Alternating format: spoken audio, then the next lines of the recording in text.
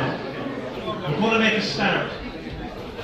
And just as you're taking your seats, I'd like to welcome everybody here to a very auspicious occasion, the 40th Annual Goldsmith Festival.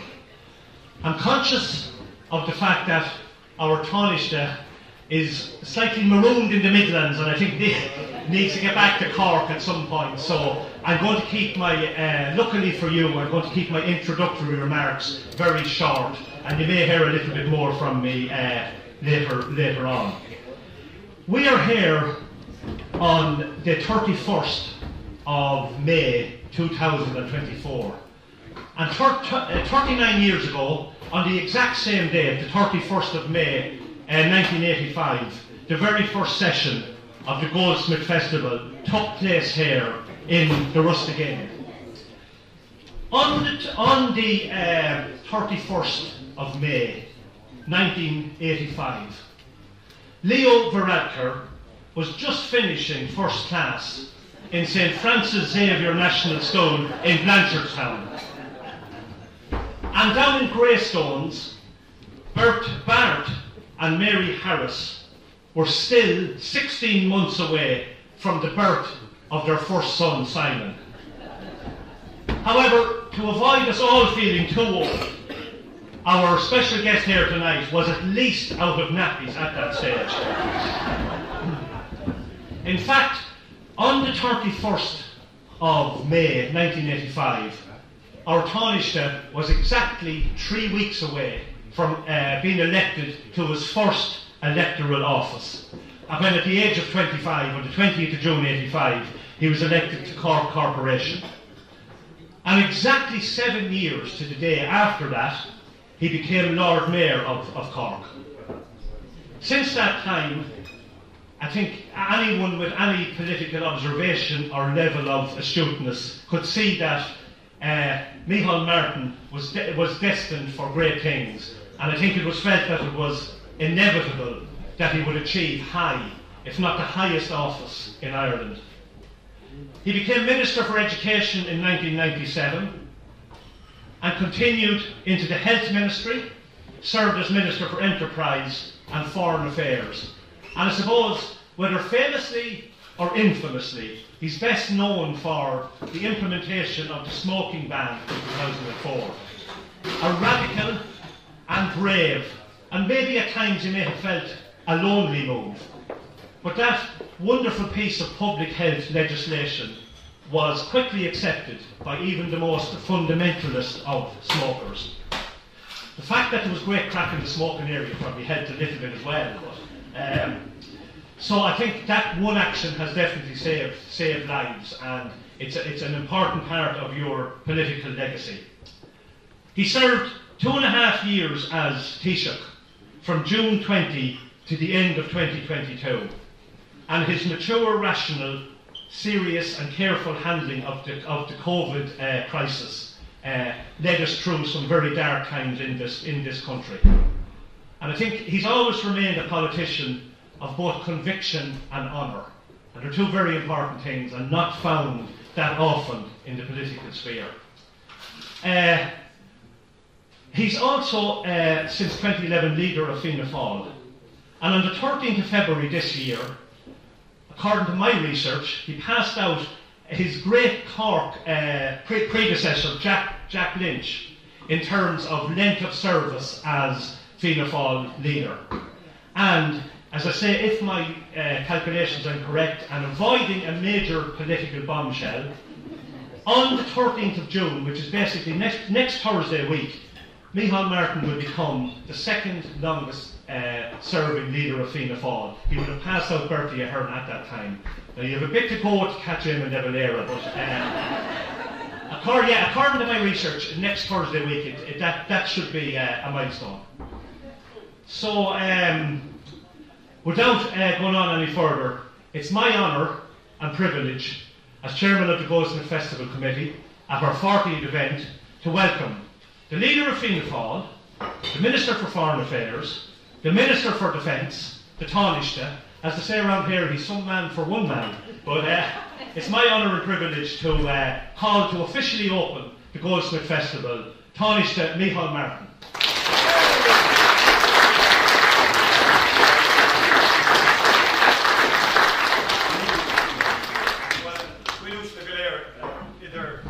Claire agus tú bháin mar dúspáide go fíorhuichas a bháil an coiste a sochtún cuireadh eile istíthe.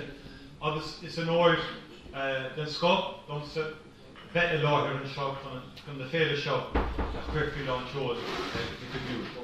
Agus déanam cogádagus leis an gcuiste atá freigrach as agrú na féile mar fá clúad is cáil ar an bhéile seo fud na tíre agus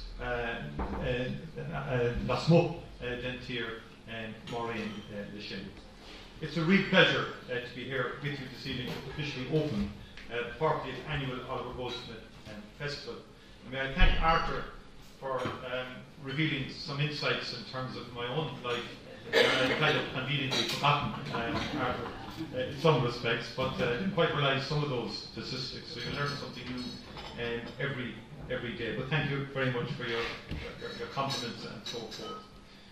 This is one of Ireland's longest running literary festivals, and it is a tribute to a vibrant community spirit. And let me start by thanking again the festival's committee for its dedication and commitment to putting together a diverse and engaging programme. Congratulations and thanks are due to Seamus McCormack, Brian Conlon, Arthur Conlon, Tony Tiernan, Tom Seary, Joe Farrell, Willie Flanagan, and the many, many other volunteers who keep this festival alive and thriving. It's a testament to your important work that your local Oireachtas members and councillors are so active in promoting the festival.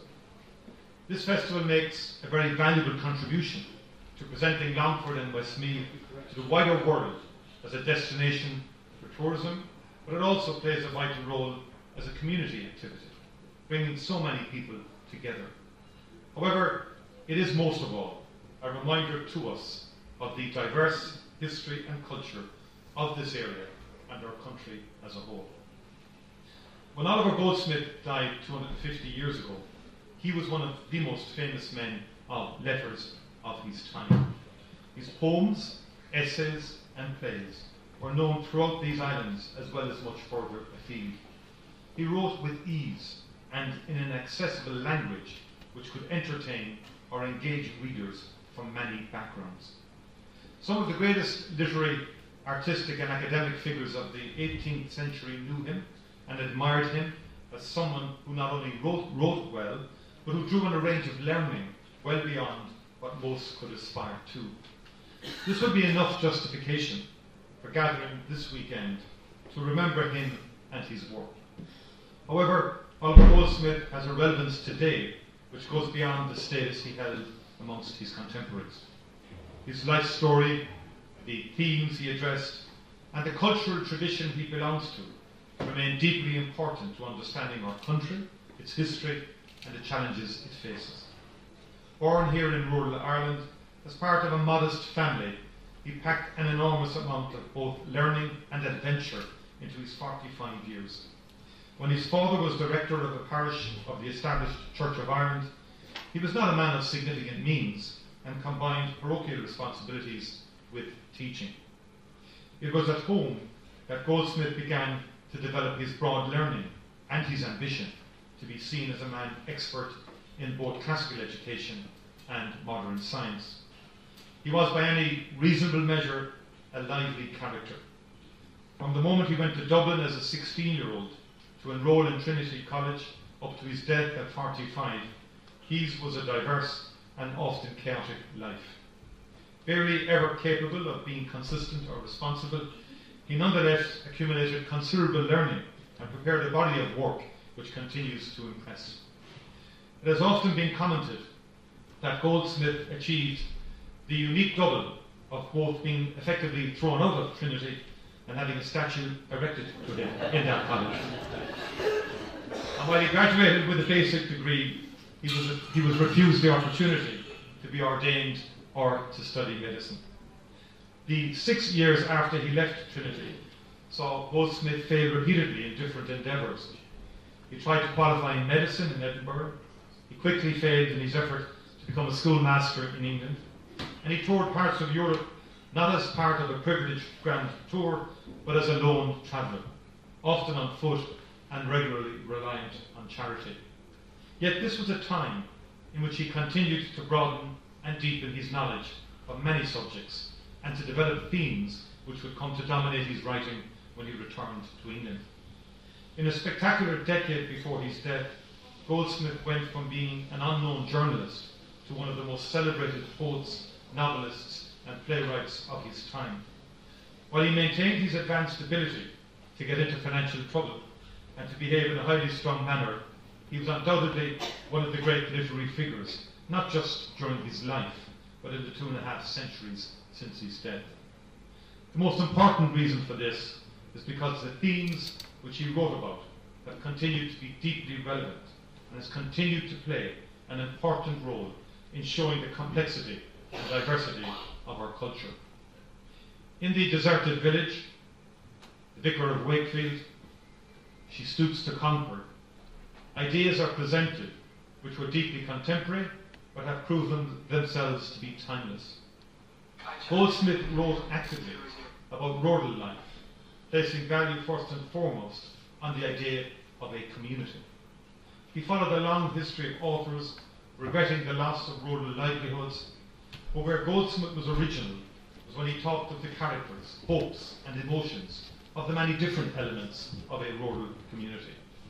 When he wrote about A Deserted Village, he called on readers to consider the individual humanity of those who lived, learned, taught and worked in the rural community. He was not talking about an abstract ideal, but a culture as diverse as it was valuable. For Goldsmith, the objective for rural life was not for it to retain everything or to change everything. His work resonated and still resonates because it envisaged rural communities which continued to develop while respecting their traditions.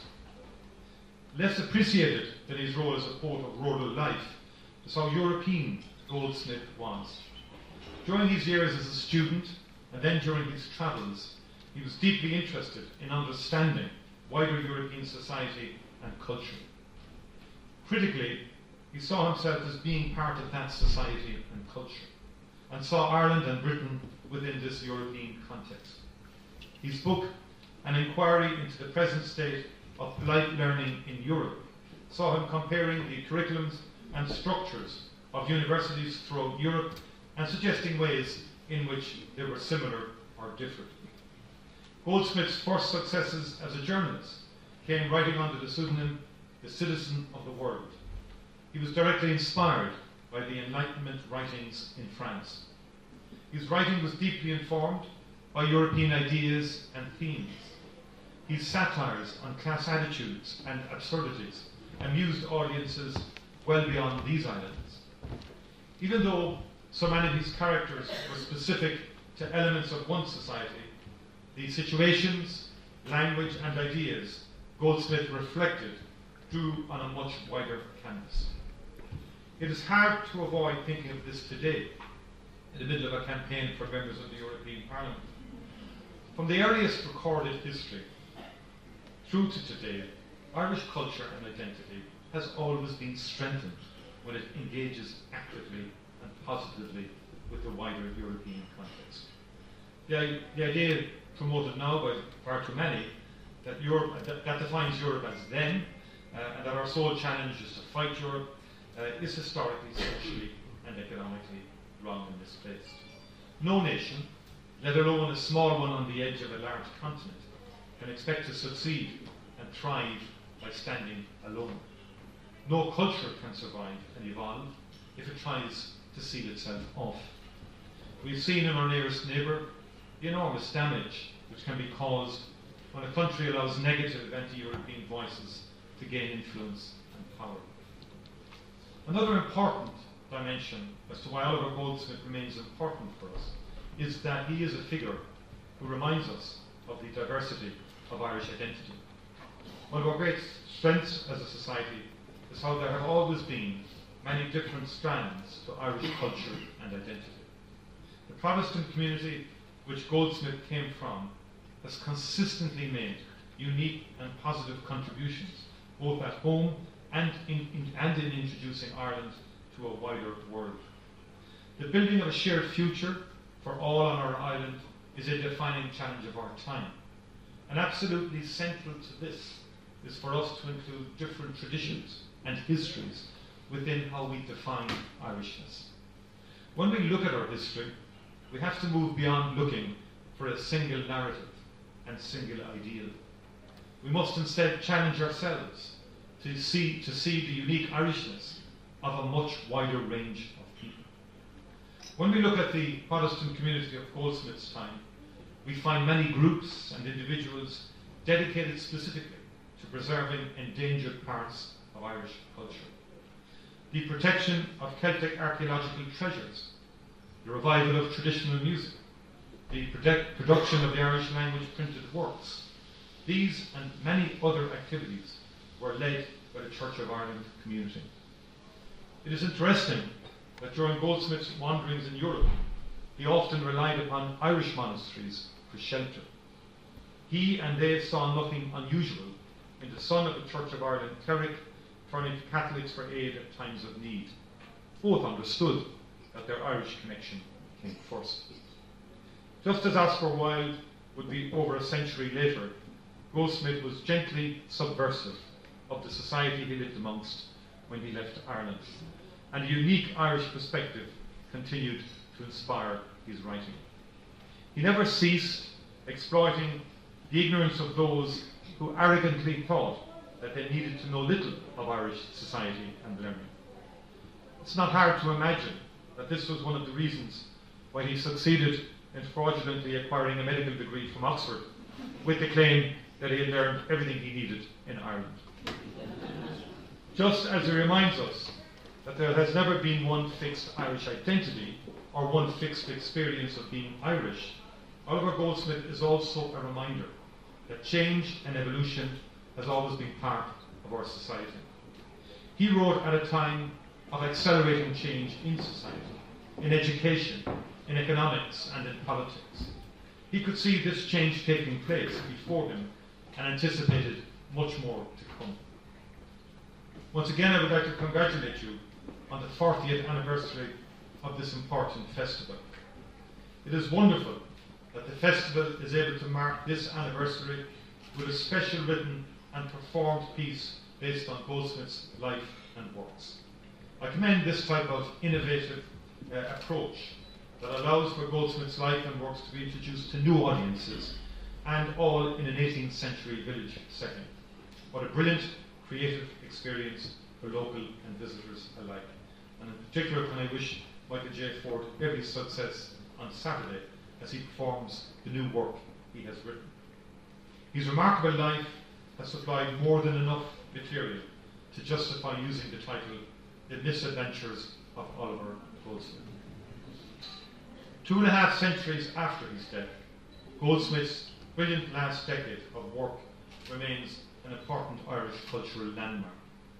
He may well be the only Irish author who has been continuously in print for 250 years, and he will no doubt continue to be read and studied for many years to come. His work continues to remind us of important themes relevant to our society, helping us to consider who we are. Led by the community where he was born and drawing support and contributions from far and wide, this festival is a fitting tribute to one of Ireland's greatest literary figures. Grifin Blair.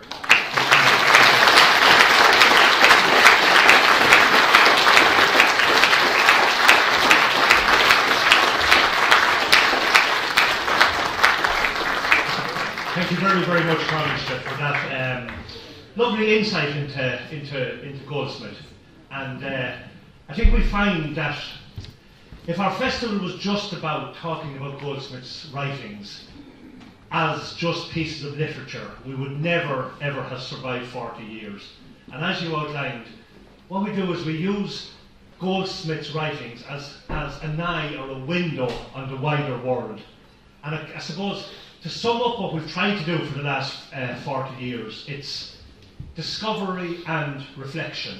Discovering what Goldsmith was writing about, and through that discovering ourselves as a people, as a country, but also at some points discovering about our inner selves as well. And I think Goldsmith's writings are almost a key to open some of those doors. So thank you very, very much for that contribution. I'm now going to move on to our second speaker of the evening, and that's Professor Micheal Grifin from the University of Limerick.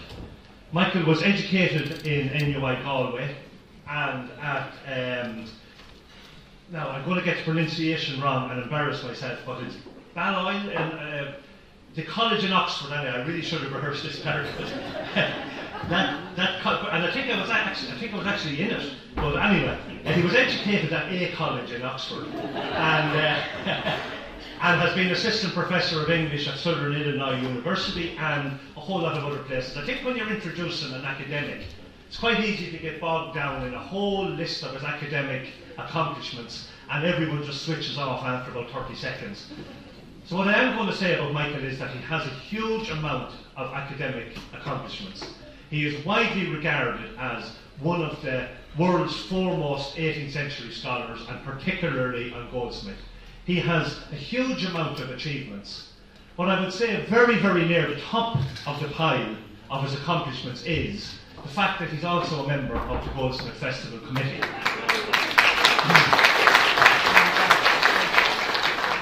Micheal joined our committee about 5 years ago, having been a very regular contributor, and we always look forward to Micheal coming, and he enjoys his time up here. And look, he's as I say, one of the world's foremost Goldsmith academics, but I think more importantly, he's a thoroughly great guy and also a very good friend to us all on the committee, and that's probably the most important accomplishment. So, with no further ado, I'm going to introduce you to Professor Micheal Grifin.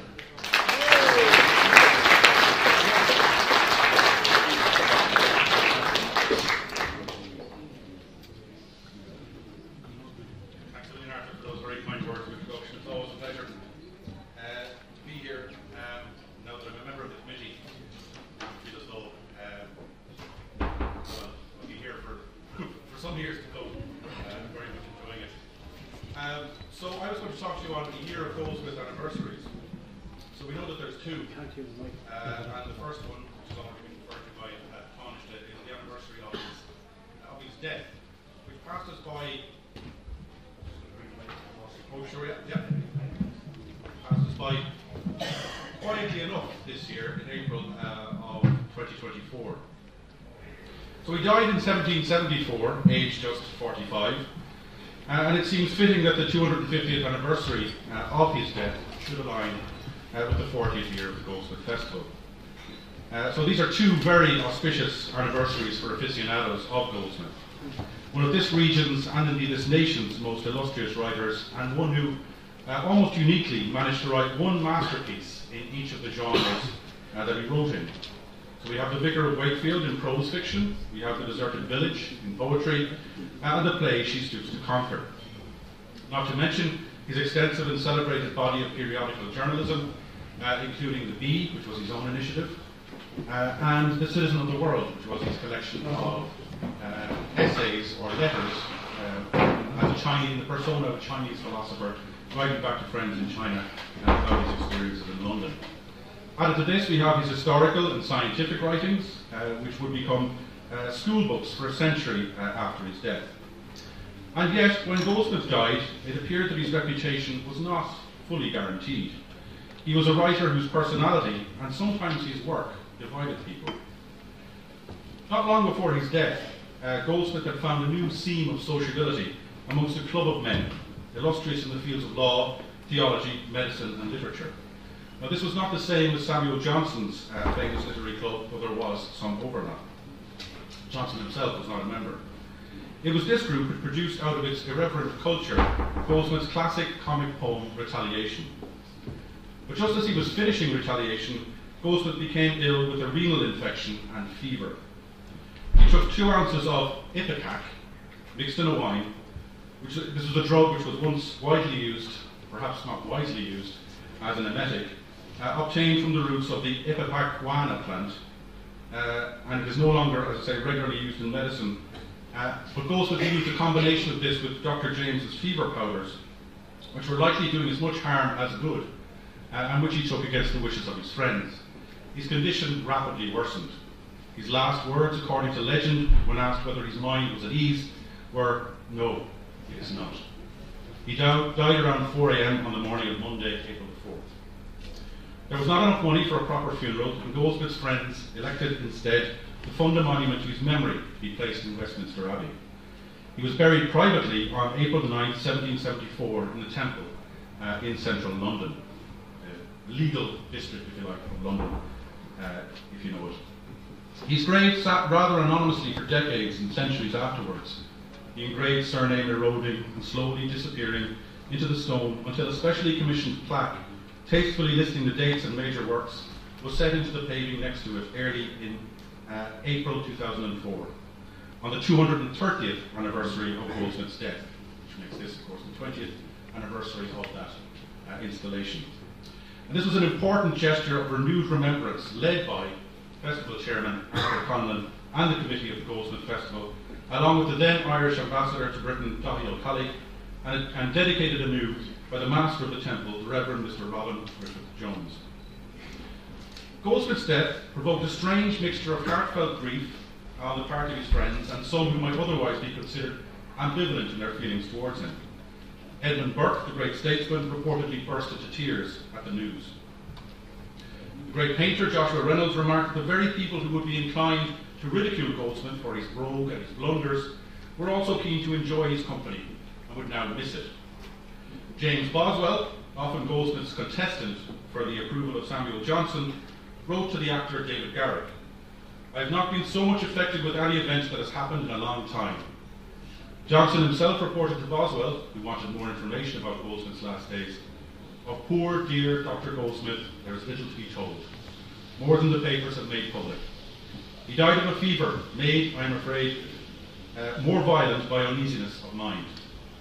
His debts began to be heavy, and all his resources were exhausted. Sir Joshua is of the opinion that he owed not less than £2,000.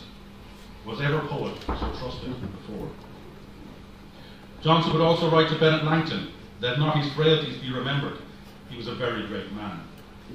Johnson's Latin epitaph for Goldsmith on the Westminster Abbey monument was translated in terms which give this year's festival its title. Oliver Goldsmith, poet, naturalist, and historian, who left scarcely any style of writing untouched and touched nothing that he did not adorn. Of all the passions, whether smiles were to be moved or tears, a powerful yet gentle master, ingenious, sublime, vivid, versatile, in style elevated, clear, elegant, the love of companions and the veneration of readers have by this monument honoured the memory. Others were far less generous. Published in the Public Advertiser 1 month after his death, an epitaph on Dr. Goldsmith was a cruel amplification of many of the slights that Goldsmith had suffered from enemies, and indeed some ostensible friends, over the course of his writing life. Slights concerning the discrepancy between his personal presence and his literary style. For some people considered his lack of deep learning and his scientific and medical pretensions. And this poem reads, "Here lies the butt of all his betters, the riddle of the world of letters, a man of sense of no discerning, a scholar of no greater learning, a bard whose genius soared sublime, a whole half year to tag a rhyme, made roar, box, gallery and pit, without one grain of mother wit, a man of science so profound, he'd prove a square to be round, would talk of animated nature as if himself had been creator. Of animation though bereft, his right hand oft forgot his left. A mere good-natured man through meekness, his moral virtue, natural weakness. A medic oft whose matchless skill in working cures was sure to kill. By his own art he justly died of blundering, artless suicide. Share earthworms share since now he's dead, his megrim, maggot-bitten head." Harsh poem, I think you'll agree. But the literary life of the period, then as now, could be something of an unforgiving contact sport, a form of, as Alexander Pope would have it, warfare on earth. Such an unpleasant view of Goldsmith, unreservedly speaking ill of the recently dead, was authored in all likelihood by his long-time arch-nemesis William Kenrick, But such sentiments could be found more selectively, or even more gently put, and balanced against his writerly virtues in the accounts of others. Virginia Woolf remarked on the duality of Goldsmith's image handed down to us in biographical posterity by James Boswell.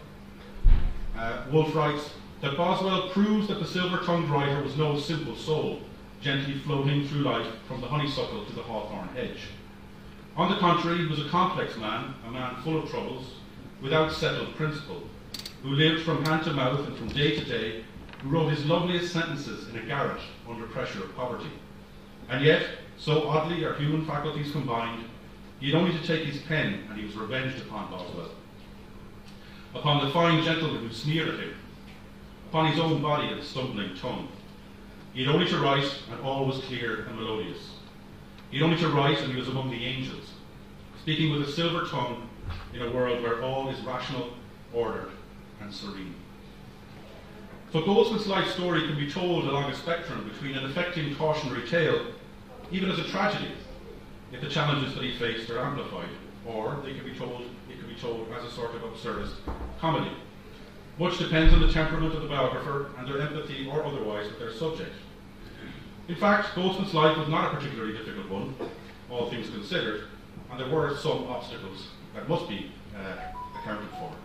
His incomplete education, his damaged looks due to smallpox, his impecunious habits. He could have been much worse, however. He could have had less talent. In fact, he was gifted and dexterous across the genres and increasingly well paid for his work. Biographical posterity has him as a fool in life and as a genius with a pen, but this duality cannot be fully true. So who was Goldsmith, and why do we celebrate him? And why do we celebrate him here?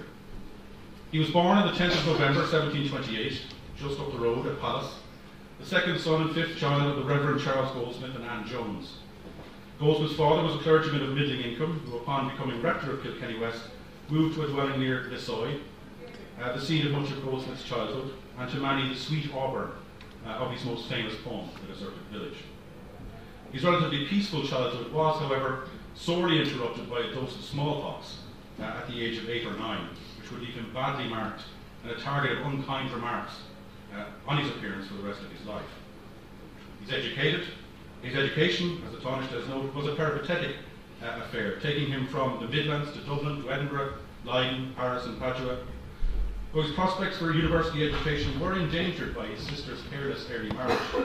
Goldsmith's beloved uncle, Thomas Contarine, financially supported his studies at Trinity College Dublin between 1745 and 1750. After an abortive attempt to emigrate to America, and an equally abortive proposal that he study law at Temple in London, he decided, or it was decided for him, that he study medicine in Edinburgh, where he would reside from October 1752 until early 1754, after which point he went to Leiden to pursue further medical studies. From there he travelled to Paris and through Central Europe. He would study further at Padua, but the nature of his final medical qualification remains something of a mystery. His continental studies occasioned a period of philosophically reflective travel, enabled by his linguistic dexterity and a serviceable talent in debating and in playing the flute. His entrepreneurial mode of travel informed his views of nations and of national character and on the nature of travel and cultural comparison. These peregrinations he would later reimagine as those of a philosophical vagabond in his famous novel, The Vicar of Wakefield. They would also inform his delineation of national characters and national advantages and disadvantages in his breakthrough poem, The Traveller, or A Prospect of Society, published in December 1764. So it could be said to have its 260th anniversary. Such an anniversary could be said to have importance. When he finally arrived in London in 1756, he found himself in a world full of possibility. Just embarking on a literary career, he was still ambivalent, dismissive of some of the intellectual possibilities of the world that he left behind compared to London, but equally aware of his own increasing rootlessness as he embarked upon a career which, before he acquired a measure of fame, seems to be one of drudgery. He was baffled, it seems, by his residual love for the Irish Midlands and its people, as he wrote to his brother-in-law, Daniel Hodson, in 1757. Unaccountable, I'm quoting his letter here, unaccountable fondness for country, this malady du pays, as the French call it. Unaccountable that he should still have an affection for a place who never received when in it above civil contempt, who never brought out of it except his brogue and his blunders, about which he was very self-conscious throughout his later life. Let me ask myself, what gives me a wish to see Ireland again? The country is a fine one, perhaps? No.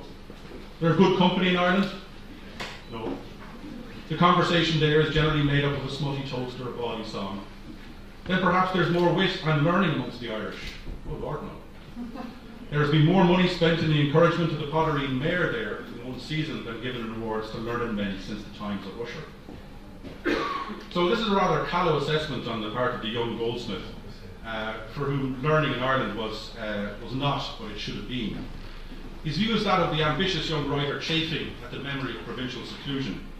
London, naturally enough, is the cosmopolitan centre of wit and creativity to which he should gravitate. But it is memories of place and family that remind him what is valuable in rootedness and drive his two major poems, Traveller and The Deserted Village. His letter to Hodgson also expresses a desire, in spite of himself, to see London's landscapes and cultural excellence through the prism of poem. I'm quoting him again.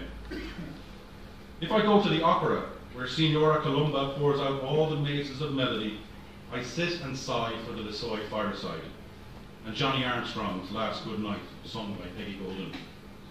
If I climb Flamstead Hill, where nature never exhibited a more magnificent prospect, I confess it fine, but then I'd rather be placed on the little mount before Lissoy Gate and take in to me the most pleasing horizon in nature.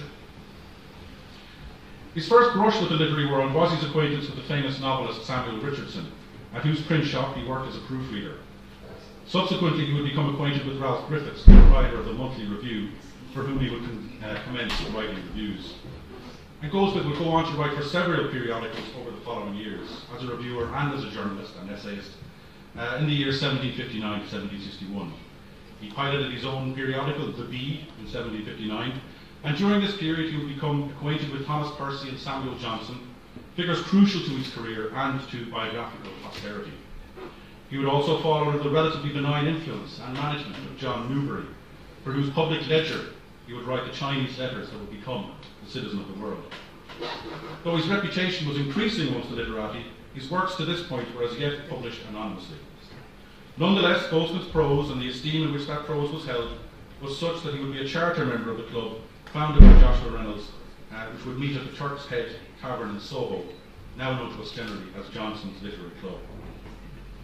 So the confidence of people like Joshua Reynolds and Samuel Johnson, two of the great cultural stars of the age, would be justified when Goldsmith published The Traveller, the first work which would have his name featured on the title page. The work was dedicated to his brother Henry, a clergyman here in this region, and the dedication featured his thoughts of contemporary party politics and the decline of poetry. Johnson declared that it was work of a standard not easily found since the death of Alexander Pope. The poem caused many onlookers, hitherto suspicious of what Goldsmith himself called his brogue and his blunders, to reflect on their prejudices against him. Mrs. Cholmondeley, for her part, proclaimed upon reading it that she should never more think Goldsmith ugly. Goldsmith's fame was consolidated 15 months later with the publication of The Vicar of Wakefield, his generally acclaimed fictional tale. And then the next phase of Goldsmith's career saw him venturing into the world of the theatre, a potentially lucrative line of writing. Though his first comedy, The Good-Natured Man, was tepidly reviewed, it did well enough following its Covent Garden opening early in 1768 that Goldsmith was able to move to Brick Court, a fancier area of London in the middle of Temple. He was also in a position to rent a retreat along the Edgware Road near Hyde, where he would work on his next major poem. Perhaps one of his best and best known works, The Deserted Village, appeared in May of 1770. The first edition of 7 published in that year alone. It was, in the context of its time, a smash hit. The Deserted Village and the subsequent success on the stage of his brilliant comedy She Stoops to Conquer in March 1773, along with his earnings from political and natural histories, for which he had been very handsomely contracted, meant that Goldsmith became one of the best earners in literary London over the last years of his life. Unfortunately, he was also one of the most reckless with those earnings. He spent wildly on clothes and entertainments at Brick Court, to the extent that indebtedness was his default state. A neighbour and friend, the independently wealthy lawyer Edmund Bott, seems to have become the primary creditor for much of his extravagance. As his career progressed, Goldsmith was increasingly in debt and inclined to focus on composing lucrative works and to neglect the sorts of writing which might have better enhanced his literary legacy. For all that he produced, however, he was never above the financial waterline and was, as Johnson conceded sadly, heavily burdened with debt when he died 250 years ago. Here this weekend we have an opportunity to mark that 250th anniversary alongside the 40th anniversary of the Goldsmith Festival, a festival which has taken on a few forms and has included the observations and interpretations of some of the most important literary scholars, some of whom have been massively influential on myself and some of my colleagues, journalists, social, cultural, political thinkers in Ireland and internationally. In the early years of the school, we were addressed by Samuel Woods, who penned one of the most useful reference guides to Goldsmith. Professor Andrew Carpenter, still one of the great scholars of Goldsmith's poetry and poetry in Ireland, of the poetry in English of the Irish 18th century, spoke on Goldsmith and the modern reader and questions of tone. He would speak again several times over the years on topics related to Goldsmith's verse and Goldsmith's Ireland. Sean Lucy of UCC, editor of Goldsmith, the Gentle Master, spoke on a topic which still vexes and stimulates us: Goldsmith and the pastoral, reality and invention in the landscape of the deserted village. In 1987, we had the late, great Seamus Dean speaking to us on benevolence and feeling in Goldsmith. John McVeigh spoke about Goldsmith in English. Professor Akira Yasukawa illuminated us on the Japanese reception of Goldsmith. In June of 1990, we were spoken to by a certain Michael D. Higgins on English racist stereotypes of the Irish, while David Norris spoke to us on stage Irishry. 3 years later, Vincent Brown spoke on the relevance of Goldsmith's politics to our own time, a topic which continues to excite all readers of Goldsmith. In 1998, the academic and the festival cultures came together in a very productive way when the festival hosted the 18th Century Ireland Society, and we were treated to a lecture by Declan Fiber, who considered the question, which is a crucial one whenever Goldsmith is concerned, of whether there were two cultures or one culture in 18th century Ireland. Relatedly, there has been a very rich stream of scholarship presented at the festival on Irish language, literature and culture in Goldsmith's time, from experts such as Liam P. O'Murchu and Brendan O'Buchala, the latter of whom spoke about the politics of the Ashling form of Irish Jacobite verse. Poets who have been influenced by Goldsmith have graced us with readings several times over the decades. Mona Rourke of this parish, Elaine Quillinan, Seamus Heaney, Hugh Maxton, who also is, that's his pen name as a poet. He's also W.J. McCormack, who's spoken to us on Goldsmith. John Montague, Mary O'Connell, and Elizabeth Wassell. In 2015, on a sad note, we were treated to a talk by acclaimed writer and poet Gerald Daw on fitting in on Goldsmith, literary fame, and misfortune. Jerry, unfortunately, sadly, passed away far too soon just this past Wednesday. And it was a pleasure to meet with him at that year's festival and to collaborate with him on matters Goldsmithian and otherwise afterwards.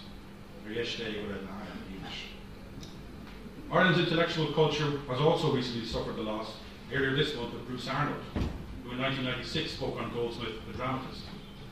Our knowledge of Goldsmith's work in the theatre has been enriched over the years by scholars like Christopher Murray and Helen Burke, who spoke about politics and the ballad opera of Goldsmith's time, while Chris Wheatley spoke on the parallel careers of Goldsmith and the great Donegal playwright and actor Charles Martin.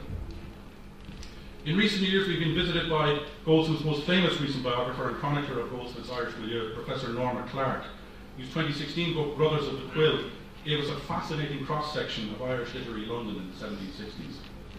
We've also had two schools on the topic of Goldsmith's citizenship of the world, one in 2001 and one just last year. As times have changed, the school has sought to address the perennial Goldsmithian duality of local attachment and cosmopolitan openness to other cultures, the diversity of which the Tanaiste spoke. The culture of the Midlands has been greatly enhanced by the festival, and tribute must be paid to all of its stalwarts: Anne Tully, Ursula McGoey, Arthur Conlon, Seamus McCormack, Willie Dowler, Willie Flanagan, Niall Nally, Tony Keyes, Donald McIntyre, Joe Farrell, Sean Ryan, Tom Seary, Fred Moncrief, Cecil English, Michael Mallon, Canon John Corkery, Marion Canavan. We remember those names among them who have left us, especially Teddy McGoey of this parish, the rustic inn, who embody the Goldsmithian spirit of hospitality and whose family continue to be supporters of Goldsmith's legacy. So towards my finishing up. We've had these very important events in Goldsmith scholarship. We've had these very important anniversaries, I should say, this year. And those important anniversaries will be matched with important events in Goldsmith scholarship in 2024. So later this year we'll see the publication of new editions of his major works and new assessments of his reputation amongst readers and scholars of literature. We are delighted to have speaking to us this weekend 3 scholars whose work has contributed to this important moment tomorrow at lunchtime. There will be, I think it's due off the press next week, a new edition of Goldsmith's classic fictional tale, The Vicar of Wakefield, and later in the year we'll have his series of essays, The Citizen of the World, and a new volume of essays which put Oliver Goldsmith's writings in context. And the title of that book is Oliver Goldsmith in Context. It does exactly what he says on the tin. The Vicar is edited by Professors Aileen Douglas and Ian Campbell-Ross of Trinity College Dublin. Professor Douglas will speak tomorrow on Goldsmith and marriage, while Professor Ross will speak on Goldsmith as a writer of fiction. Dr. James Ward of Ulster University will speak on Goldsmith, criticism and scholarship since 1900, which is his very useful and insightful contribution to the volume of essays on Goldsmith in context. So Goldsmith's reputation as a writer has waxed and waned and waxed again as intensively over the last 40 years as it had done over the previous 250. With the publication of new editions of his work, we can say with confidence that life can begin again at 40 and at 250. It is an apposite time to assess what Goldsmith means to us. The first generation of festival goers, summer schoolers as they were then, were very familiar with passages from The Deserted Village that they would have learned by rote in secondary school, or indeed even in primary school. One need only be prompted by the line, "Beyond yon straggling fence that skirts the way." I'll let you all repeat that verse. A generation of politicians and commentators has been able to cite from the poem in defence of a beleaguered rural Ireland. But otherwise it would seem that Goldsmithian moderation is increasingly outré in a more clamorous world of online argument. Thus it is that there is a need to reassess his work constantly to see how he can speak to us on our contemporary quandaries. Goldsmith had his issues, not least among them some patriarchal and prejudicial attitudes. For all of his localism, which we celebrate here, he was also an avowed cosmopolitan quality which we also celebrate here. He regularly defended the poor, and he defended modes of social and economic organisation which were under threat from what he understood to be an unfeeling economic modernity. More important to a new generation of readers than the lines on the village schoolmaster perhaps, are Goldsmith's lines on the fate of a society when the super-rich suck up all the wealth without giving back. And I might finish on those lines. Ill fares the land, the hastening ills of prey, where wealth accumulates and men decay. Princes and lords may flourish or may fade, a breath can make them as a breath has made. But a bold peasantry, their country's pride, when once destroyed, can never be supplied. Thanks very much.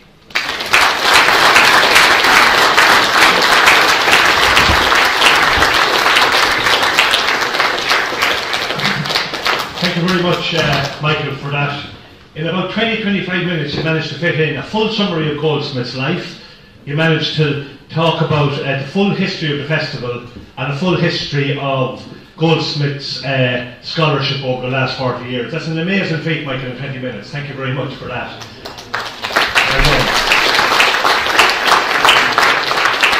Now we're going to move on to, just before our keynote speaker, we're just going to have a small couple of moments to acknowledge a couple of people. Festival started 40 years ago, and you don't survive for that length of time without a soul and a passion for your subject, and I suppose and a truth and an honesty to what we're doing. And that's encapsulated in the people that the committee, and it's really encapsulated in the people that actually started out in the autumn of 1984 to get this festival on the road. And of the original committee, I think Michael has mentioned a whole lot of names of people, but of that original committee, there are 2 people who are still active and still with us 40 years later.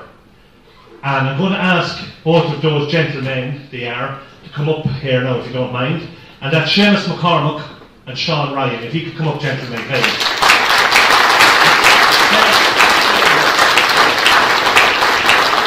And I'm actually, this is a slight change of plan. I'm actually going to ask the Tanaiste to present a little token of our appreciation to both Seamus and Sean.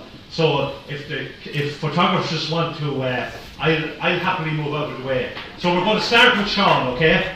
Sean Ryan was the first secretary of the Goldsmith Festival, a former principal of Ballymahan Vocational School, and a former CEO of Longford VEC, and a man who has given 40 years of his life to the Goldsmith ideal, who's been a rock-solid member and has made an enormous contribution. So I think that says Sean. Was it Mike? That says Sean, yeah. So I'm just going to go over.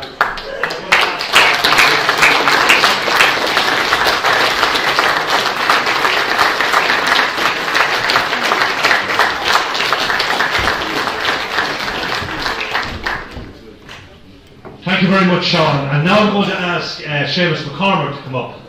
If there's one man who I suppose embodies, when you think of Goldsmith Festival, I think you invariably think of Seamus McCormick. And Seamus was, to use a biblical phrase, Seamus was both the genesis and the exodus of the festival. He started it and he led us to the promised land. Seamus has outlined on a number of occasions I suppose the literary spat or argument in various newspapers that led to the formation of the festival. But Seamus was the first chairman and served for, I think, would have been something like 35 years as chairman. And it's absolutely correct to say that without Seamus McCormick, we would not be sitting here. There will be no Goldsmith Festival. So I'm going to ask the Tanaiste to make a special presentation to Seamus McCormick.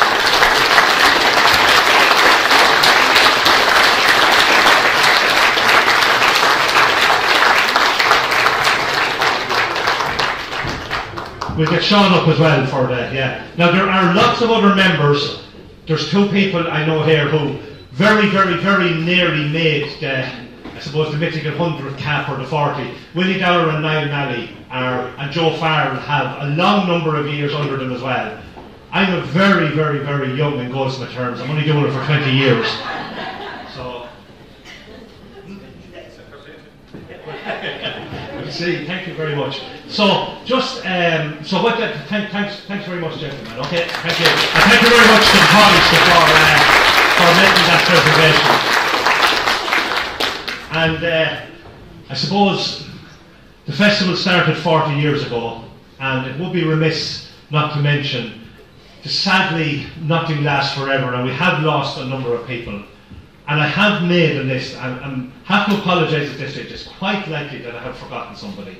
So it's not a deliberate mistake. I just tried to put together a list, but if there is someone else, someone there might remind me. But just want to I suppose mark the people we have lost. They were all wonderful people who made a contribution to us. So Fred Moncrief, former president. Michael Mallon, as mentioned already, the wonderful Teddy McGeoy of the Rustic Inn here. That is Dr. Pat Kelly, passed away a number of years ago. Anne Collins. Fergus Kennedy, former Longford Arts officer, recently passed away. And publican from Ballymahan, Ronnie Nally. Now there's a good chance that there's somebody else, if somebody wants to remind me. Cecil, I'm sorry, of course, we mentioned, and that wonderful historian, Cecil English, and an absolute gentleman. So I think it's just important to remember those people as well who made such a contribution to the event. And John O'Donnell. I knew there was going to be a few, and it was an exercise that I should have put a little bit more preparation into, and I apologise for that. Thanks, Imelda. But look, we have mentioned all those wonderful people. So now we move on to the keynote address, and I'm just going to find my notes for Justine and put on my glasses. So look, no, that's actually the Tanaiste's one, sorry. Yeah, here we are. Actually, believe it or not, the first line would have worked, born in Cork. So, the first line, I'm going to be very diplomatic. Justine was born in Cork in the 1960s. One of Ireland's finest journalists. Justine has, over the course of 40 years, told stories from around the world, but I think is best known for recording the many scandals and sorrows that Ireland has thrown up. She has shone very brightly in her ability to illuminate social injustices, particularly through the use of personal stories. And I think there's a similarity to Goldsmith in her repertoire of journalism. She has faithfully stuck to the old maxim of comfort the afflicted and afflict the comfortable. And also, like Goldsmith, I think she has scarcely left anything of journalistic merit untouched and has adorned everything she wrote. Justine also has a book, I believe, coming out either now or very, very soon, I believe.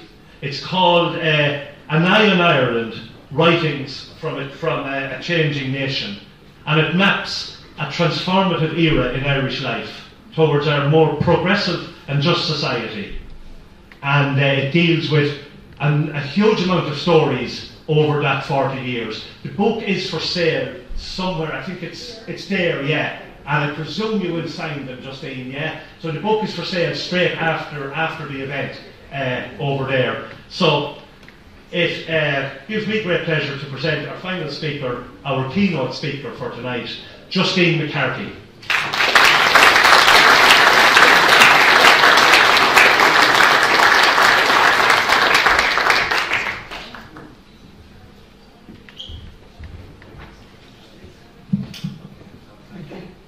You can hear me? It's a pleasure to be here in this lovely place on this lovely evening. I have to start with a confession. I was actually born in 1959, but it was December. I hope I'm going to be able to read this. I printed it out in very small type size because I was afraid that if you saw how long it is, that you'd all run away into the bar for the rest of the night. As a child, I learned to recite 4 poems by heart. One was Wordsworth's Daffodils, because the nuns drummed it into us and it was an easy one to remember. Another was Padraig Colum's The Old Woman of the Roads, which was my mother's favourite and which I actually quoted in my column in the Irish Times today. Padraig Pearse's The Wayfarer was my favourite because it sounded so romantically soulful. And the 4th poem was Oliver Goldsmith's The Deserted Village. I had a granduncle, a priest called Christopher McCarthy, who had worked for years in Australia, and he used to intone The Deserted Village as though it was the gospel. Although the poem is about England, quintessential rural England, for him it represented all the peaceful and bucolic charms of Ireland. He grew up in East Cork. All 4 poems capture a time when what Goldsmith called the lovely bowers of innocence and ease held sway. And while that was far from the reality of life for many people on earth in the 18th, 19th and 20th centuries, those poems depict an uncomplicated past that is utterly foreign to the present generations. Since I first embarked on my working life, Ireland has changed beyond recognition. In 1980, reporters were still writing their stories on typewriters in smoke-filled newsrooms to the clatter of telex machines and every county's telephone directory stacked on our desks as primary sources of information. There were no laptops or mobile phones, no internet or social media or Zoom calls. There was 1 television station and there were 3.5 newspaper outlets, The Independent, The Press, The Irish Times, and to those of us living in the rebel county, the indispensable Cork Examiner. Outside the windows of the newsroom, changes were happening too. Ireland was changing from a predominantly agricultural country to, in time, become dominated by the IT and pharma sectors. The population was starting to grow from a base of 3 million to the now 5.2 million people we have. And the lovely rural leafy roads that I drove over to here today were being replaced by these sweeping motorways thanks to Ireland's membership of the EU. I've been lucky to work as a journalist during some of the most momentous events and defining changes in our country. The darkest of them all was the Troubles in Northern Ireland, and they spread beyond, followed by the brightest with the slow dropping of peace. At the same time, this country was weighed down by an economic depression in the 1980s, with massive unemployment, emigration, crippling mortgage rates, and inflation. And then that was followed by the Celtic Tiger, with all its newfound brashness and hubris, running side by side with the traumatic revelations about the sexual abuse of children in residential institutions, within the Catholic Church, in various sports organisations, and inside the sacred walls of families. More recently, we've come through a pandemic and are being warned that more of them are yet to come. We're in the grip of a global political instability, with a war being waged in Europe and slaughter going on in Gaza, that we can watch in full technicolor, abhorrent detail on our televisions and social media feeds. Our planet is facing a terrifying existentialist threat as the insatiable capitalism of the so-called developed world plunders the resources of other countries, causing deforestation, desertification, drought and floods. It's inevitable that wars and the climate crisis will lead to more and more migration. But anti-migrant anger is being stirred, and buildings that are expected to house asylum seekers and refugees are being set aflame. What I have learned from reporting on Ireland over decades are primarily two things. One was summed up by Mary Robinson the day in 1990 when she was inaugurated as Ireland's first woman president. Many of her sayings from that time have become part of the national lexicon, like her famous victory line that the hand that rocks the cradle has rocked the system, and her campaign slogan that a woman's place is in the park, the Phoenix Park, that is. But something else she said at her inauguration, and that rings more real to me than anything else, was when she said, "Is alling on pobl iad muintir na hÉireann." I have learned that the people of Ireland are a beautiful people. They are brave and they are change makers. It is those individuals who have put their trusts in journalists like me to tell their harrowing stories, who have compelled us as a country to recognise our wrongdoings and to fix them. I must admit there's no greater adrenaline rush than watching news happening and being there to record it. As a journalist, you have a ringside seat at the unfolding of history, but that's not the best part of my job. By far, the best thing about what I do are the extraordinary people who place their trust in journalists to tell their stories. More often than not, these are people who have been forced into the public spotlight against their will, the innocent victims of awful tragedies, or wickedness, or cruel circumstances. They are the greatest heroes I know. I'm talking about people who were bereaved or injured during the Troubles, survivors of child abuse and neglect, women who were given incorrect results of their cervical smear tests and only found out after they were diagnosed with cancer. The people left behind in murder cases who have had to fight for justice for their lost loved ones. Those who have been victims of state and institutional cruelty. These are the people who remind me again and again why journalism matters. As a journalist, I'm their conduit, because oftentimes the only way for them to expose the truth and to achieve the vindication they are entitled to is by telling their stories, and by doing that, they change our world and they make it better. Stories have made us what we are. We cannot allow them to be twisted or manipulated, or worse, to be silenced in our age of misinformation and propaganda. All writers have an obligation to keep telling it as it is. Though the suffering in Gaza that we are witnessing makes us feel powerless, we are not helpless. As Salman Rushdie observes in his new book, Knife, which is a compelling meditation on the attempt to murder him in August 2022.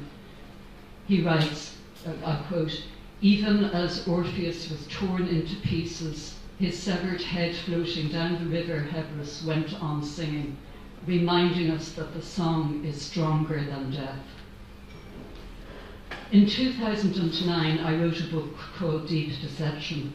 It's about 5 of Ireland's foremost swimming coaches who sexually abused young boys and girls that they were training. The survivor stories were harrowing, and some of them have been through unspeakable torment well into their adult lives as a consequence. I wrote the book on condition that I wouldn't identify the swimmers because they needed privacy to cope with what had happened to them and for their recovery. One of the women had spent years in psychiatric hospitals, often on suicide watch. On the night the book was to be launched, she phoned me as I was on my way to the venue in Dublin city centre. She said she wanted to speak at the launch, and so she did. She stood in front of the microphone that night and she said, "My name is Karen Leach and I was abused by Derry O'Rourke at King's Hospital Swimming Club." Karen is one of the bravest people I've ever had the privilege to know. After that night, her life took a whole new direction. She now travels around the world speaking at public events about safeguarding children in sport. And I believe that she has saved other young people from suffering the sort of horrors she suffered. It is the Karen Leaches of this world who make me want to never stop being a journalist. Time and again, the people of Ireland have shown compassion for those in their midst who have been less lucky. We saw it happen in the referendum on marriage equality when young people flew home from around the world to have their voices heard in the ballot boxes. We have a capacity to walk in each other's shoes, and I hope we never lose it. The other major lesson I learned is that complacency can creep in without us noticing. We need to guard against that, because if we forget, it is easy to lapse back into the old ways, and the past is a country I hope we never return to. I'm part of a small group of volunteers that has been working informally for 5 years to try to get the state, I hope you're listening to this, to establish a National Women's Museum to fill the gigantic void in our country's narrative about the role women have played in its evolution. I'm thinking of women such as Christine Buckley, Vicky Phelan, Eileen Flynn, Joanne Hayes, Lavinia Kerwick, Amy Dunn, Mary McGee, Philomena Lee, and countless others whose names we have never even heard. Some people here might remember the name of Sheila Hodgers, for it has gone down in modern Irish history as a byword for how cruelly women have been treated by our state. Sheila was living in Dundalk with her husband Brendan and their 2 little girls in the early 1980s. She was receiving treatment for cancer when she became pregnant with her 3rd child. Her medication was stopped for fear it might harm the fetus. When she developed a suspected tumour in her back, it could not be confirmed because the hospital refused to do an X-ray for the same reason. Brendan implored the hospital to do a caesarean section so that Sheila could resume the cancer treatment. This too was refused. Eventually the child was born premature and died almost immediately. Sheila died 2 days later. She had tumours in her neck, her spine and her legs. That was the same year that Ireland voted to insert the 8th Amendment in the Constitution, giving an equal right to life for mothers and fetuses. Because Sheila Hodgers' story was heard, followed by the stories of other women such as Miss X, Other Women and Girls, Miss X, Miss C, Miss D, the Mrs. A, B and C, Miss Y, Savita Halappanavar and others, Ireland went to the repeal the 8th Amendment referendum polls in May 2018 and made this country a kinder place.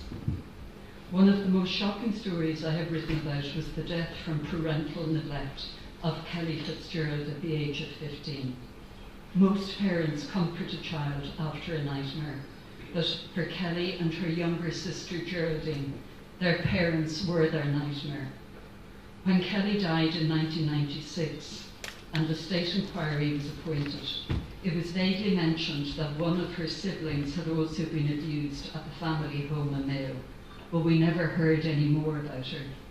That was until 11 years later, when that sibling, Geraldine, contacted the Sunday Tribune, where I was working at the time. She was pleading for help. She talked about how her parents had made her sleep outside with the dogs at night, how her father beat her on a daily basis with a rod, how she was not allowed to eat with the rest of the family at the kitchen table, but had to share the dog's food on the floor, how she tried to get help from a neighbour, and how she used to, in her nightdress in the middle of the night, steal food from neighbours' kitchens. And she was beaten again when her parents found out that she had sought help. A Western Health Board note made on March 3rd, 1997, 4 years after Kelly's death, said, I quote, Geraldine continues to be abused by her parents. Geraldine told me, even when I was in care, nothing was done without the consent of my parents. When the social workers wanted me to go to court to give evidence about what was done to Kelly, my father refused to give his permission. Because Kelly's and Geraldine's stories were heard, as well as the stories of other children who were neglected and abused within their homes, Ireland went to the children's rights referendum polls and, once again, made this country a kinder place. It was around this time of the year in 1993 that my editor sent a photographer and myself on what we were sure would be a wild goose chase. Late that afternoon, a man had been sentenced in the Dublin Criminal Court to 6.5 years imprisonment for repeatedly sexually abusing, battering and raping his daughter over 15 years from when she was aged 10 years old. In time, it would become known as the Kilkenny incest case. The daughter was never publicly named, and that night, when my colleague and I were sent to find her, the only information we had was that she was somewhere in County Kilkenny.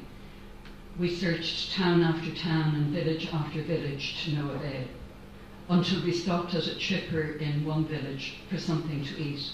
I asked the girl behind the counter if she might happen to know where the girl was.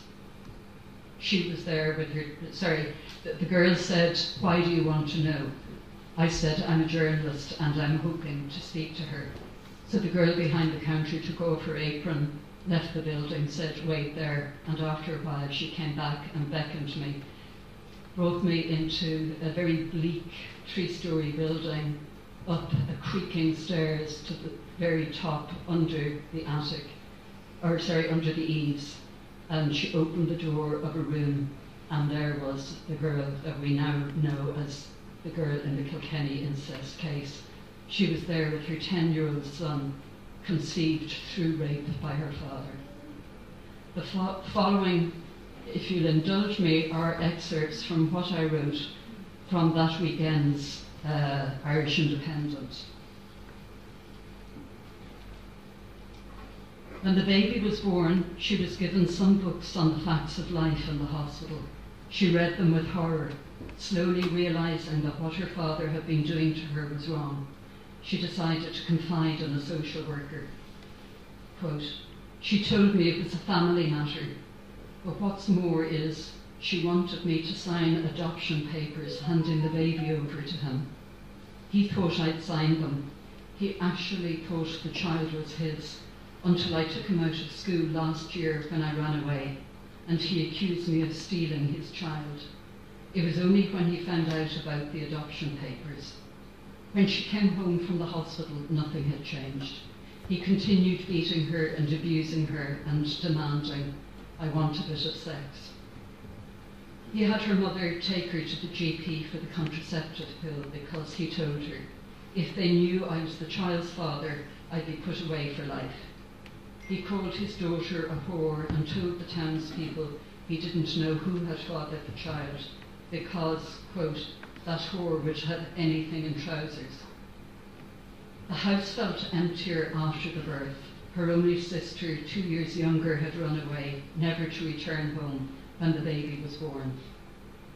Last Monday, she sat with her mother and sister in a Dublin courtroom, preparing to give evidence of her father's brutality, if such evidence was required.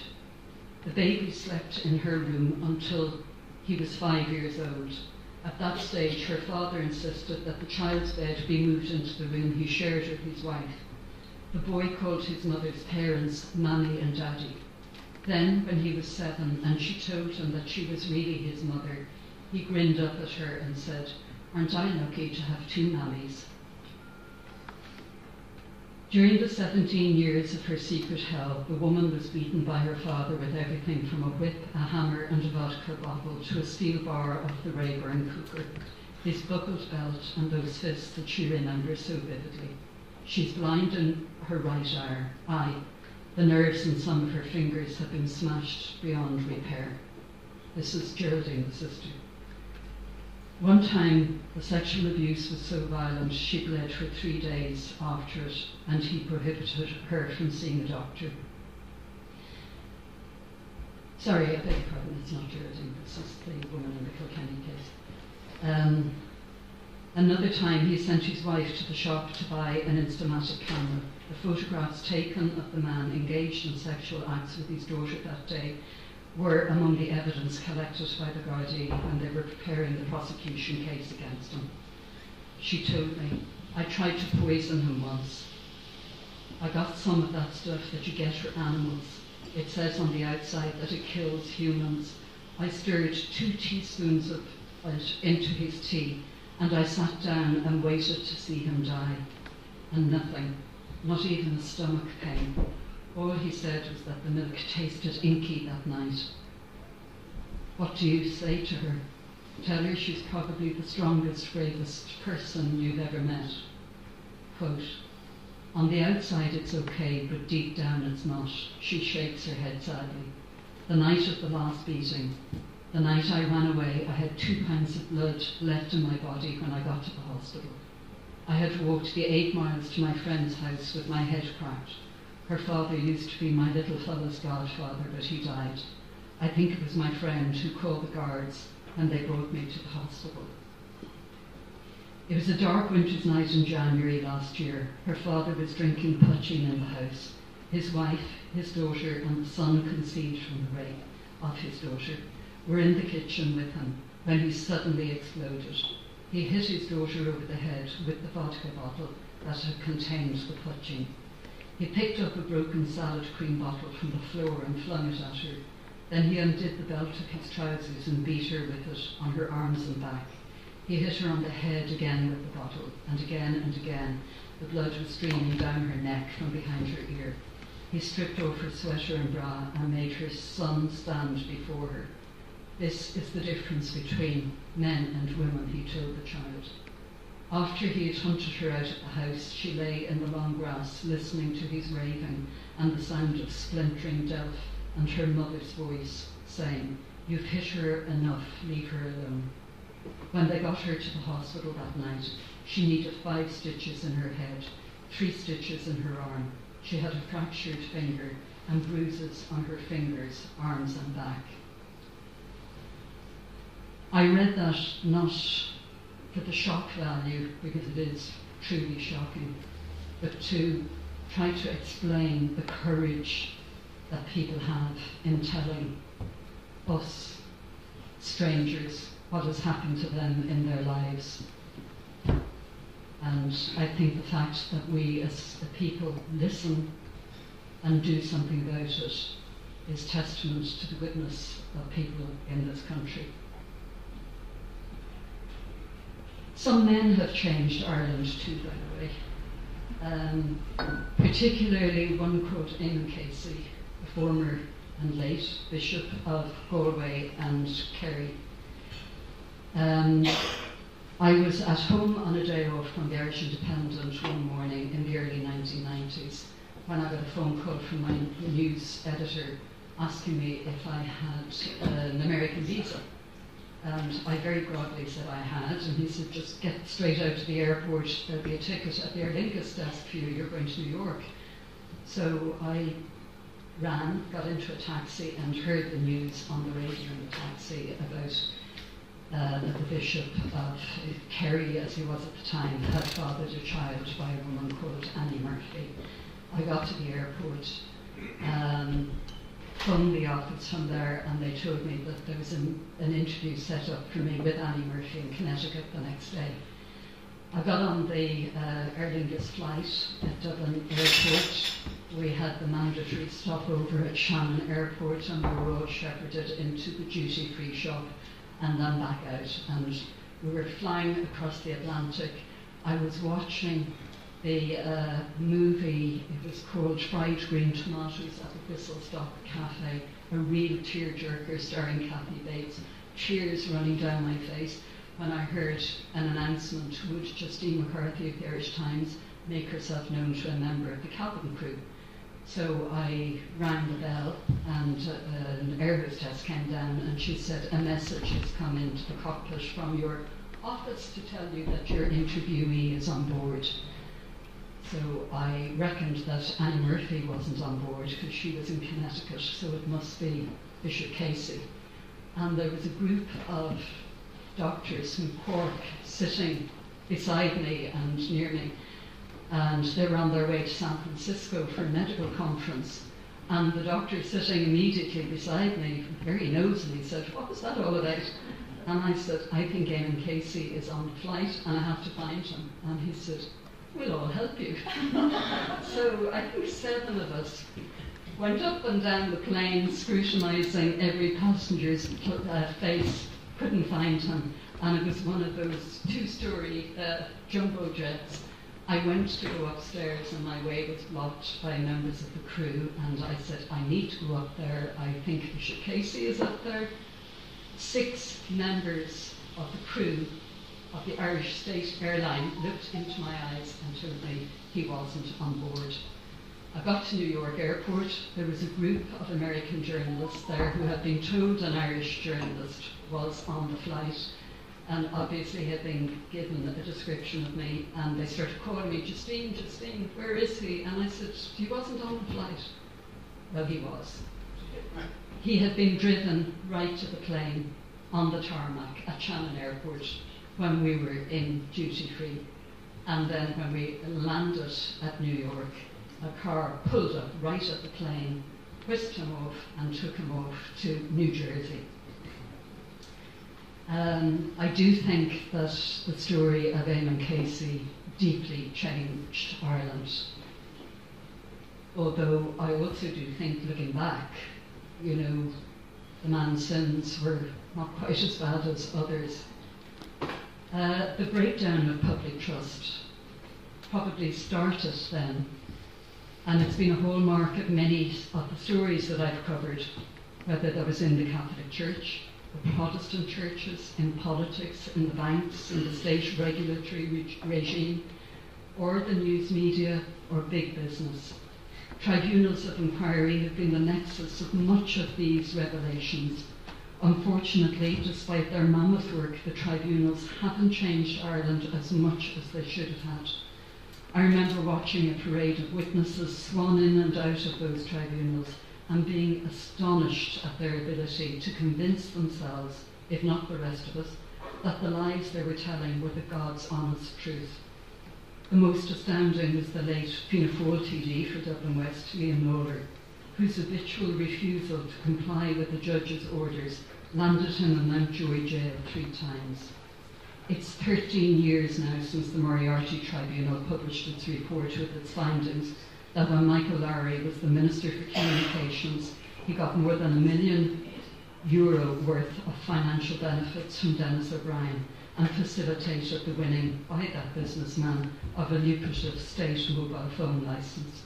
Judge Moriarty said that these 2 matters were, quote, mutually referable.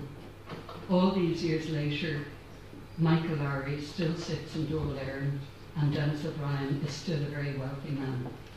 Sometimes I think Ireland's kindness can be badly misdirected. However, having said all I said about the horrors that I have covered, the old Ireland was not 100% bad. When I was going through the newspaper archives in the National Library, selecting pieces to include in the book on Ireland, I was struck by the black and whiteness of Ireland then. There was a simplicity about it that had its attractions, while that doctrinaire Ireland of squinting valleys and twitching curtains gave cover for so much banality and hypocrisy. There was a naivety too that allowed us to fool ourselves into believing that we were living in the best little country in the world. Then suddenly the Celtic tiger came growling into life, and at the risk of mixing my metaphors, we were all on the pig's back. Or were we? I don't think we were, because I remember feeling deeply dismayed a lot at that time. Niceness had lost its footing in Ireland. Instead of friendly smiles and helping hands, car horns were honking and shop doors were left banging shut in your face. So-called high net worth individuals and their conspicuous consumption were revered. We didn't feel like us anymore. There was a momentary economic dip in the early noughties when the US stock market started to tremble and Ireland's overpriced haciendas felt the cold draft. But it blew away again, and then we celebrated the bigger and brasher than ever Celtic Tiger Mark II. We have new problems now, and they are terrifying. Racism, artificial intelligence, the disregard for truth and expert knowledge, the resurgence of autocracies around the world, and the race against time to save our beautiful animal kingdom and natural world, plus the malevolence of social media. Our current young generations, the millennials and the Gen Zers, and whatever the latest are branded, have been ridiculed as pathetic snowflakes who couldn't cross a road without an app. This is deeply unfair. I know many fantastic young people in this country. They give me hope for the future, a future full of unprecedented threats to their very existence. As a journalist, I've had a wonderful life. I've met extraordinary people, including the odd celebrity or two. I've watched history in the making and visited countries I hardly knew existed. But the greatest privilege of all has been watching my own beloved country grow up and grow out and grow strong. I hope our children and theirs and the generations that follow them will be able to continue to nurture it. And yes, I'm optimistic, because if there is one thing I know after all these years writing about Ireland, it is that its people are survivors, and as long as they keep telling their stories, a future is possible. Thank you very much.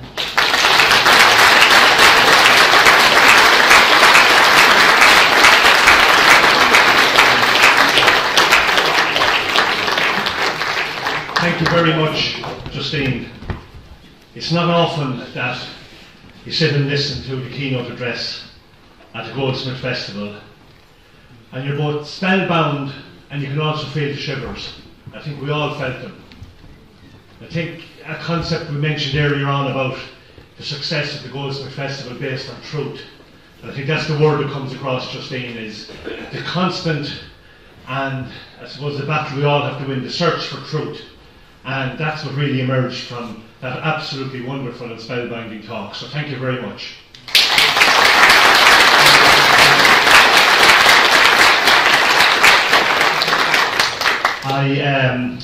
I made my notes before, but there was one little thing I forgot, which was, it's a small presentation, and my own wife is in the audience and she's going to agree with this as well, that Goldsmith is a fantastic organisation. We do wonderful work, but it can be very hard on her spouse for a week or two coming up to the event.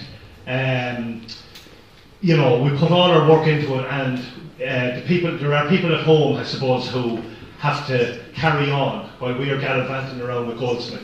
So Seamus and Sean will have their presentation, but I'm just going to ask Ursula. Now I'm not going to ask you up, ladies, unless you want to come up. I'm just going to ask Ursula, please, if you don't mind, to make a small presentation of flowers. For the first one is to Rita Ryan, Sean's wife. Because, thank you very much, Rita. It's impossible for someone to put effort and to put commitment and effort into any organisation or anything without the backup of those people at home. So thank you very much, Rita. And the other presentation then is to Seamus's wife, Imelda, who is just here. Yeah, Imelda. Imelda is. Oh, she's there. Yeah. Thank you very much, Imelda, for your support down the years.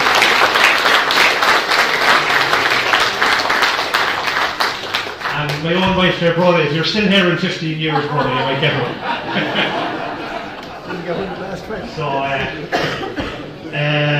we've come to the end of the night, ladies and gentlemen. It's probably one of our earlier finishes. Just want to mention two things. First of all, Justine's talk, I suppose, particularly the early part of it, it brought us to some places that were she properly brought us to some places that were uncomfortable and places that we didn't want to go. So I think it might be no harm to admit to, if people were affected by that there are organisations there. You know, you have the Samaritans, Dublin Red Crisis Centre, places like that. So just remember that if someone is affected, that there is somewhere to go on that. So we're just going to move on to and also I meant to say at the start, we have, and I'd like to thank you very much, we have Midlands Polish Television here. They're friends of ours who were here last year as well. And it's wonderful that we have a record of our event and a record of the speeches. And it's thank you very, very much, lads, for doing that. Appreciate it. We'll just give them a round of applause.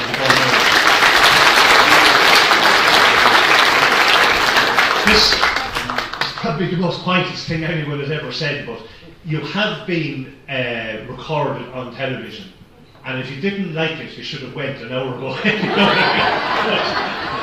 I was supposed to say it at the start, but the fact that everyone is still here means, anyway, you have been recorded, and I have covered the fact that whatever that you have been told.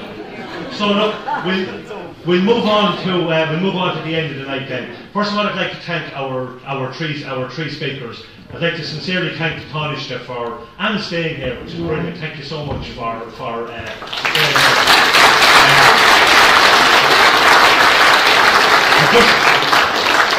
I'd also like to thank our local TD, Robert Troy. Robert was pretty instrumental in getting the Tanaiste here, so thank you, Robert, for your help in that.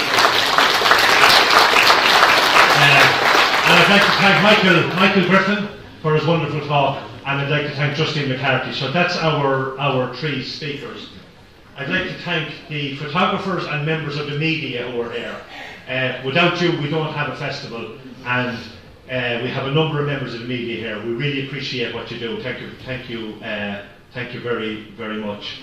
I'd like to thank the local politicians. It is a busy time. There's an election coming up. Is it Friday week, June the 7th? They have taken time out from their campaigns. And it is nice to have elected representatives here. So we really appreciate the councillors, senators and TDs who have come along. Thank you for taking the time out. And if I'm leaving anyone out, you'll remind me, won't you? I'd like to thank the Rustic Inn. I'd like to thank Edward McGoey and the staff of the Rustic Inn. They're always fantastic, and they have left the place looking it looks absolutely amazing, the Rustic, actually. I'd like to compliment them on that. I'd like to thank yourself, Edward, and your staff for all your help with the preparation for tonight's event. And then I'd like to thank everyone for turning up. We have a wonderful crowd. It's the June Bank Holiday weekend. It's a Friday evening. It's bright. It takes a bit of effort to come out tonight, and you have come out in your droves, and we really, really appreciate that, because without our audience we have nobody. And with that, you can probably guess what I'm going to say. I'm not going to go through all the rigmarole of everything we have on, but we have a full set of events tomorrow, where I have a Goldsmith tour, which is, I think, almost booked out, if not booked out, at 10 in the morning. We have 3 wonderful lectures at 12. We have our open air music, classical music. We have our well, it can't be the world premiere, but it's the outdoor world premiere, we'll call it, of the Misadventures of Oliver Goldsmith, and then we end up back in the Three Jolly Pigeons, and Sunday then we continue with the miscellany, and finally our poetry event. So just to finish the night off then, a sincere thanks to everyone for turning up, and we really hope that we see your faces again. It's you know, the festival has survived 40 years, we need you, and we hopefully will provide a product of you. So thank you everyone. I think, Edward, there are cups, so I'm presuming there's tea and coffee. And the bar is open, and just before we finish, then we do have our friend here, Slavic, who's become one of our mainstays, and a wonderful man, and he's going to provide some musical entertainment for us. Thank you very much. And that's it, ladies and gentlemen. See you tomorrow.